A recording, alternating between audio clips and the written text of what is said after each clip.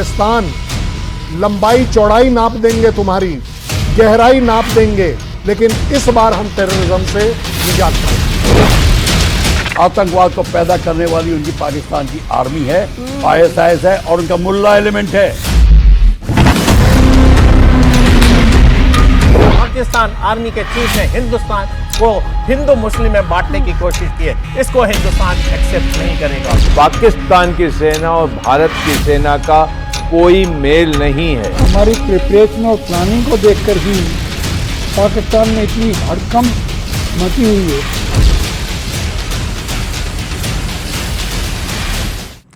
नमस्कार, जय हिंद, बहुत स्वागत है आप सभी का। आप देख रहे हैं न्यूज 18 और मैं हूं आपके साथ पूजा सचदेवा। पहलगाम में 22 अप्रैल को आतंकी हमला हुआ। हमारे देश के 26 लोगों ने अपनी जान गंवा दी। आज 10 दिन से ज्यादा का समय बीत चुका है, लेकिन हर हिंदुस्तानी इंतजार कर रहा है इंतकाम का। 145 करोड़ हिंदुस्तानियों के मन में आज एक ही सवाल है, और वो सवाल ये कि कब हिंदुस्तान बदला लेगा। लेकिन हिंदुस्तान आराम से नहीं बैठा है। इस सबके पीछे एक बहुत बड़ा होमवर्क और पूरी तैयारी होती है, जिसके बारे में ना आप जानते हैं ना मैं जानती हूं, लेकिन वो जरूर जानते हैं जो सेना का हिस्सा रहे हैं, जो देश की सुरक्षा में तैनात रहे हैं। और आज का ये खास कार्यक्रम न्यूज 18 पर आप देखेंगे उन्हीं आर्मी पर्सोनल्स के साथ, उन्हीं एक्सपर्ट्स के साथ, जो आपको बताएंगे कि आखिर देश में इस वक्त चल क्या रहा है, क्या प्लान है भारत सरकार का स्ट्राइक को लेकर, कब और कहां पर यह स्ट्राइक हो सकती है। इन सब के बारे में आज हम चर्चा करेंगे। मेरे साथ खास मेहमानों का पैनल इस वक्त चर्चा में मौजूद है। सबसे पहले आपका परिचय मैं उनसे करा देती हूं। यहां से शुरुआत करते हुए देखिए, ब्रिगेडियर शरदेंदु सर हमारे साथ इस वक्त मौजूद हैं। शरदेंदु सर, आपका बहुत बहुत स्वागत है। और प्रफुल्ल बख्शी सर हमारे साथ डिफेंस एक्सपर्ट के तौर पर मौजूद है। सर, आपका बहुत बहुत स्वागत है। कर्नल शैलेंद्र सिंह जी हमारे साथ इस वक्त चर्चा में मौजूद हैं, डिफेंस एक्सपर्ट हैं। सर, आपका भी बहुत बहुत स्वागत है न्यूज 18 के मंच पर। और air commander BS Siwach sir हमारे साथ इस वक्त चर्चा का हिस्सा है। सर, आपका भी बहुत बहुत स्वागत है। कर्नल उत्कर्ष राठौर सर हमारे साथ इस वक्त चर्चा में मौजूद है। सर, आपका भी बहुत बहुत स्वागत है। सबसे पहले जय हिंद सर। और आज इसी सवाल के साथ मैं शुरुआत करूंगी उत्कर्ष से सर आपके साथ, कि पूरा हिंदुस्तान इस वक्त इंतजार कर रहा है कि कब हम पाकिस्तान पर, आतंकी स्थान पर हमला करेंगे, लेकिन अभी तक भारत ने उकसाया भी नहीं और पाकिस्तान थर-थर कांप रहा है। क्या प्लान हो सकता है सरकार का? देखिए, ये बिल्कुल स्वाभाविक है कि हम बदले की आग में जल रहे हैं। पूरा हिंदुस्तान बदला चाहता है। ये कोई मजाक नहीं है कि हिंदुस्तान के 15 स्टेट्स में पहलगाम के मारे गए नागरिकों की बॉडीज या कॉफिन्स गए हैं, तो जाहिर सी बात है कि पूरा हिंदुस्तान इंतकाम चाहता है। अब बात आती है कि अभी तक क्यों इंतकाम नहीं हुआ। अगर इंतकाम अभी तक नहीं हुआ तो इसके पीछे एक कारण है, और एक कारण है, सबसे बड़ी एक पुरानी कहावत है कि revenge is the dish which is best served cold. ठंडा करके खाना चाहिए या बदला लेना चाहिए। जैसे जैसे दिन गुजर रहे हैं, पाकिस्तान को समझना चाहिए कि इस बार कुछ बहुत बड़ा होने वाला है। और सर, पाकिस्तान ये समझ भी रहा है। ऐसी बात सर, देखिए जिस तरीके से पाकिस्तान में हड़कंप मचा हुआ है, मतलब कि वहां के जो मिनिस्टर्स हैं वो आधी रात को उठकर प्रेस कॉन्फ्रेंस करते हैं, है ना। हाफिज सईद जैसे लोगों को वो सुरक्षा देते हैं, आतंकियों को, तो कहीं ना कहीं वो जानते हैं कि हिंदुस्तान आराम से तो बैठेगा नहीं। और यही वजह है कि इस बार सरप्राइज एलिमेंट के लिए वो पहले से ही तैयार हैं। सिवाच सर, आपने बिल्कुल ठीक कहा है। इंतकाम जरूर लिया जाएगा, और पूरी तरह से प्रिपरेशन चल रही है, प्लानिंग चल रही है। और हमारी प्रिपरेशन और प्लानिंग को देखकर ही पाकिस्तान में इतनी हड़कंप मची हुई है। जैसे आपने बताया कि रात 2 बजे प्रेस कॉन्फ्रेंस होती है, अलग अलग न्यूक्लियर वॉर की धमकी दी जा रही है, और तरह तरह के जो है बयान दिए जा रहे हैं पाकिस्तान से। ये दिखाता है उनकी कितनी उनमें घबराहट है, कितना कंसर्न है वो, और कितने डरे हुए हैं। और हिंदुस्तान जो है अपने समय पर पूरी प्लानिंग प्रिपरेशन के साथ जो है जो कार्रवाई करनी है वो करेगा।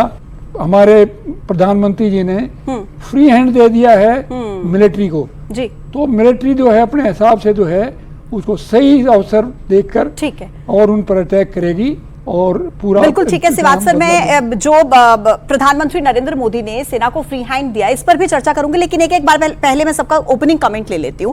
शैलेंद्र सर, आपसे ही समझेंगे। देखिए, जब उरी हमला हुआ 11 दिन बाद हमारी सेना ने जवाब दिया, 18 जवान हमारे शहीद हुए तो 40 उनके आतंकी मारे गए। उसके बाद पुलवामा, हमारे 40 जवान शहीद हुए तो 200 से ज्यादा हमने उनके आतंकियों को मार गिराया। 12 दिन के बाद हमने जवाब दिया। मेरा सीधा सा सवाल है सर, क्या हम अब ये मान ले कि पहलगाम हमले के आतंकियों की 13वीं का समय आ गया है? बड़ा काम बड़ा समय लगेगा। जय हिंद, नमस्कार। मैं आपको सीधे सीधे बताता हूं कि अगर हम कुछ बड़ा करेंगे तो आज क्यों करेंगे, हम अपनी चूजिंग के हिसाब से करेंगे।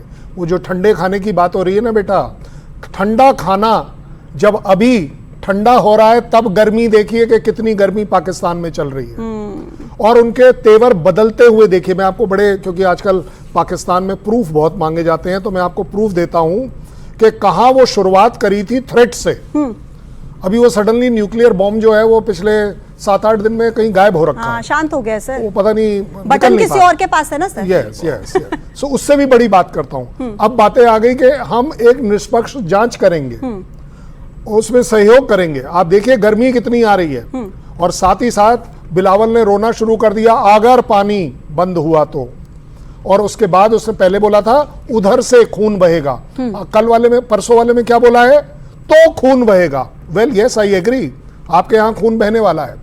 मैं 140 करोड़ लोगों को सिर्फ एक अपनी तरफ से एश्योरेंस दे सकता हूं, छोड़ दीजिए ये छोटी छोटी स्ट्राइक। अब बड़ी चीज देखिए, जब 140 करोड़ लोगों की सोच और एक्सपेक्टेशंस ग्राउंड पर आए, बड़ी हो, और प्राइम मिनिस्टर ने बड़ी क्लैरिटी से कहा है कि वी विल आइडेंटिफाई, तो हाफिज सईद हमने आपको आइडेंटिफाई कर लिया है, मुनीर हमने आपको आइडेंटिफाई कर लिया है, वी विल ट्रैक करेंगे हम आप कहां हैं, and we will eliminate you. मैं कहता हूं आज की तारीख में हमारी जो वॉर ऑन टेररिज्म है, पाकिस्तान लंबाई चौड़ाई नाप देंगे, तुम्हारी गहराई नाप देंगे, लेकिन इस बार हम टेररिज्म से निजात पाएंगे। बिल्कुल, बहुत अहम बात आपने कही। और प्रफुल्ल बख्शी सर, जैसे कि अभी शैलेंद्र सर प्रूफ की बात कर रहे थे कि पाकिस्तान प्रूफ मांगता है। आप देखिए ना, ये कौन सा देश है जो सबूत मांगता है कि जब अपने देश में होता है तो इस बात के लिए रोता है कि भाई हम तो खुद आतंकवाद के शिकार हैं, और जब किसी इंटरनेशनल फोरम पर होता है तो इनके जो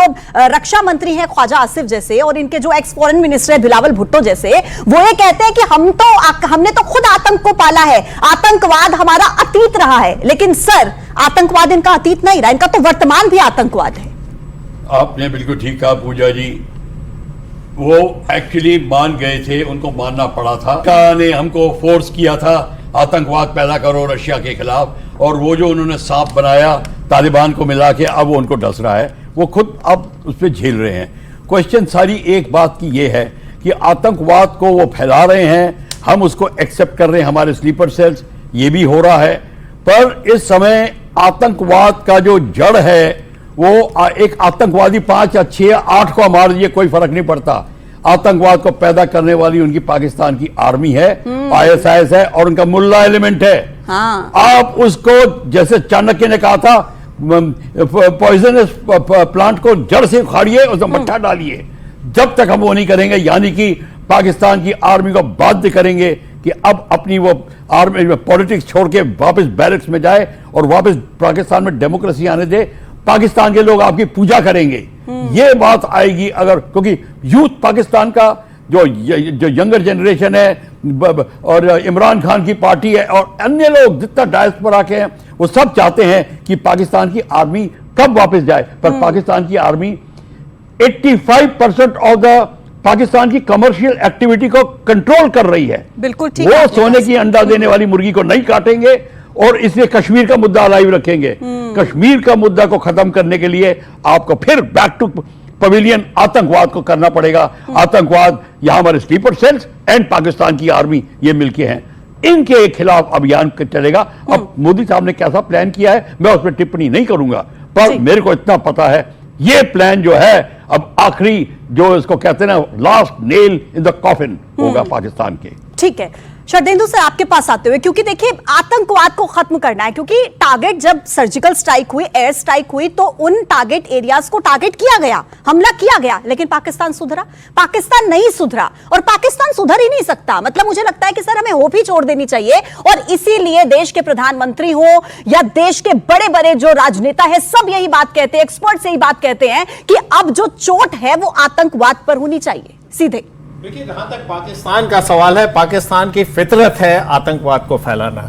आज की डेट में पाकिस्तान जिस तरीके से टेररिस्ट को मदद करता है वो एक स्टेट स्पॉन्सर्ड टेररिज्म है, और जिस तरीके से पहलगाम में हमला हुआ, आपका धर्म पूछा, नाम पूछा, कलमा पढ़ा के गोली मारी गई, तो ये दिखाता है कि किस तरीके की ट्रेनिंग इन टेररिस्ट को मिली थी और कहां से ट्रेनिंग मिली। जब इस तरीके की ट्रेनिंग होती है तो उसमें स्टेट का डायरेक्ट हाथ होता है। इनके यहां तमाम नॉन स्टेट एक्टर हैं, उनके आका एक मंच में आते हैं, खुले तौर पे पाकिस्तान में घूमते हैं और हिंदुस्तान के बरखिलाफ बातें करते हैं, और फिर टेररिस्ट को इन्फिल्ट्रेट करा के इस तरीके की घटनाएं देते हैं। देखिए, मेरा मानना है कि अब समय आ गया इनकी कमर तोड़ने का, ISI का नेटवर्क को ब्रेक करना है।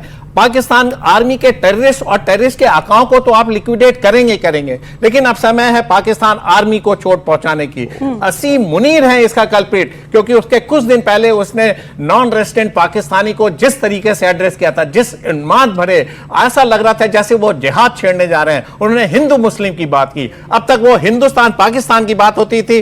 पहली बात, पाकिस्तान आर्मी के चीफ ने हिंदुस्तान को हिंदू मुस्लिम में बांटने की कोशिश की है, इसको हिंदुस्तान एक्सेप्ट नहीं करेगा। और जिस तरीके से धार्मिक उन्माद फैला के भारत में हिंदू मुस्लिम करने की कोशिश की है, ये टेररिस्ट एक्टिविटी उससे बरखिलाफ जाते हैं। लिहाजा हिंदुस्तान को एक कड़ा रिस्पॉन्स देना होगा। आपको पता होगा अरेबियन सी में जिस तरीके से हमारे जंगी बेड़े एक्सरसाइज कर रहे हैं, जिस तरीके से एयरफोर्स एक्सरसाइज कर रहे हैं, जिस तरीके से हमारा बॉर्डर पे डिप्लॉयमेंट है, मोबिलाइजेशन है, ये दिखाता है कि एक बड़ा अंजाम होने जा रहा है, और इस बार इसका टारगेट होगा पाकिस्तान की आर्मी। उनका वॉर वेजिंग मशीनरी को नुकसान पहुंचाना, उनके टेररिस्ट कैंपों को उड़ाना है, उनके आकाओं को लिक्विडेट करना, और यहां तक ऐसी चोट दीजिए जैसे कि पाकिस्तान अगले 1 या 2 दशक तक उठ ना सके। बहुत गहरी बात आपने कही सर। मैं एक चीज और इसमें ऐड करना चाहूंगी। आपने अभी बात किया कि जिस तरीके से युद्ध अभ्यास चल रहा है, मैं तो कहूंगी सर ये तो अभी वार्म अप हो रहा है ना। जैसे हमने देखा गंगा एक्सप्रेसवे पर मिराज, मिग और ये जो जगुआर जैसे जो हमारे, अगर हम बात करें रफेल्स की, तो जिस तरीके से वहां पर युद्ध अभ्यास चल रहा है, ये सिर्फ वार्म अप है। और अभी वार्म अप हुआ और पाकिस्तान में ऐसी बौखलाहट कि बार बार सीज फायर का उल्लंघन कर रहे हैं, अपने जो ये आतंकी है हाफिज सईद जैसे, इन्हें सिविलियंस के बीच में जाकर छिपा रहे हैं। मतलब क्या है सर ये? देखिए, जहां तक मैं समझता हूं पाकिस्तान को लड़ाई शुरू हुई नहीं, मोबिलाइजेशन है एक तरीके का। बॉर्डर पे देखिए स्कर्मिशेस है, फायरिंग चल रही है, और ऑप्शन क्या आ रहा है पाकिस्तान के, उनके तमाम जो मिनिस्टर वो बोल रहे हैं न्यूक्लियर ऑप्शन पे जा रहे हैं। लड़ाई शुरू हुई नहीं हुई, न्यूक्लियर ऑप्शन। ये दिखाते कि पाकिस्तान कितना जिम्मेदार देश है। उनके जिम्मेदारी नाम का एक इल्म भी नहीं है उनके अंदर, और हर बार धमकी। न्यूक्लियर अगर आपने फर्स्ट यूज किया तो क्या पाकिस्तान इस वर्ल्ड मैप में एग्जिस्ट करेगा, इसको समझना पड़ेगा। आप पूरा देश देखिए ध्वस्त कर दिया जाएगा, मिटा दिया जाएगा वर्ल्ड मैप से। और ऐसे समय में जब बलूचिस्तान में देखिए आपके सेपरेटिस्ट मूवमेंट चल रहे हैं, खैबर पख्तूनख्वा में अलग किस्म की लड़ाई है, टीटीपी आपसे कंट्रोल नहीं हो रहा है, आर्थिक स्थिति का पूरे वर्ल्ड में आपको पता है कि क्या किस स्टेज में आप पहुंच चुके हैं। क्या आप लड़ाई लड़ने के हैसियत रखते हैं? आप लड़ाई लड़ेंगे तो मैक्सिमम 1 हफ्ता 15 दिन की, देश तबाह हो जाएगा, आर्थिक बर्बादी होगी। और इसी के तहत देखिए उनकी पॉलिटिकल लीडरशिप में कितनी बौखलाहट है। आज वो इमरान खान से भी मिल रहे हैं, स्पेशल असेंबली का सेशन होने जा रहा है। ये सब दिखावा है और अपने आम नागरिकों का ध्यान भटकाने का, और बिल्कुल एक जस्टिफिकेशन दे रहे हैं। सर आप बिल्कुल ठीक कह रहे हैं। और शैलेंद्र सर आप कुछ कहना चाह रहे थे, इसके साथ ही मैं एक सवाल ये भी ऐड करना चाहूंगी कि आप देख रहे हैं कि किस तरीके से जो शहबाज शरीफ है वो UAE के राजदूत से मिलते हैं, है ना, और अमेरिका के सामने जाके, चीन के सामने जाके गिड़गिड़ाते हैं कि भाई हमें बचा लीजिए, क्योंकि वो जानते हैं उनका हश्र क्या होगा। आप सेना बल में देख लीजिए, आप डिस्ट्रॉयर्स, भारत के पास डिस्ट्रॉयर्स हैं, भारत के पास एयरक्राफ्ट कैरियर्स हैं, है ना, और सेना की अगर बात की जाए तो दोगुनी से भी ज्यादा सेना भारत के पास है। कहां पर स्टैंड करता है भारतीय सेना के सामने पाकिस्तान? देखिए, अगर आप नंबर गेम में जाएंगे तो आई थिंक ये बहुत बड़ी इंसल्ट होगी मेरे लिए कि उस आर्मी को आप मेरे साथ कंपेयर करें, क्योंकि unfortunately Apple should be compared with apples. बिल्कुल सर, ये अपने आप में बड़ी फेमस सेइंग है। लेकिन ज्यादा बड़ी बात जो आपने कही, शहबाज शरीफ कहां जा रहे हैं, मुझे तो एक्चुअली समझ नहीं आया। उनके अपने बड़े भाई जो बता रहे हैं वो नहीं सुन पा रहे। उनके नवाज शरीफ ने सिर्फ एक लाइन बोली जो कि सब चीजें बराबर कर देती है, मत उलझिए हिंदुस्तान के साथ। एक शब्द, एक लाइन में सब कुछ बोल दिया गया। चाइना क्या दे देगा? चलिए 50,000 ड्रोन दे देगा थोड़े, और उसके सैनिक आकर आपके लिए नहीं लड़ने वाले, लड़ना आप ही को पड़ेगा। लड़ना आपको इसलिए पड़ेगा क्योंकि कोई भी कंट्री किसी भी जगह से आपके साथ खड़े होकर नहीं लड़ेगा, और जो लड़ेगा वो इसलिए नहीं लड़ेगा क्योंकि उसे मालूम है कि दुनिया में वो एक्सपोज हो जाएगा कि वो टेररिज्म के साथ खड़ा है।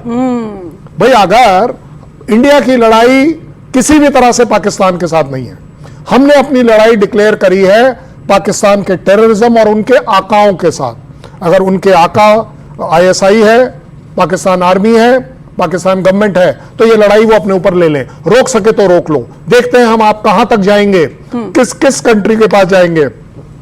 3 कंट्री ने सपोर्ट दिया है ना, सिर्फ 3 कंट्री ने।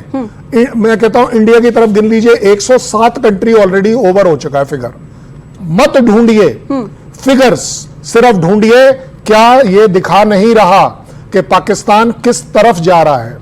वो एक्चुअली सच बात यह है कि वो आपसे गिड़गिड़ाना चाह रहा है, लेकिन वो चाहता है कि वो किसी और कंट्री के थ्रू, डायरेक्टली सामने आकर के बेइज्जती ना हो। अदरवाइज आप बताइए वो यूएस में जाने की क्या जरूरत है? यूएस में देखिए, यूएस बोल सकता था, डिप्लोमेसी में वर्ड्स को पढ़िए, यूएस बोल सकता था हम भारत के साथ खड़े हैं। नहीं, उसने ऐसे नहीं बोला, उसने कहा हम भारत के साथ मजबूती से खड़े हैं। डिप्लोमेसी में ये वर्ड्स जो है ना, बिल्कुल टोटल चेंज हो जाती है उस चीज। हमारे प्राइम मिनिस्टर ने क्या कहा कि इन लोगों को न्याय मिलना चाहिए। नहीं, उन्होंने कहा न्याय मिलेगा और न्याय मिलकर ही रहेगा।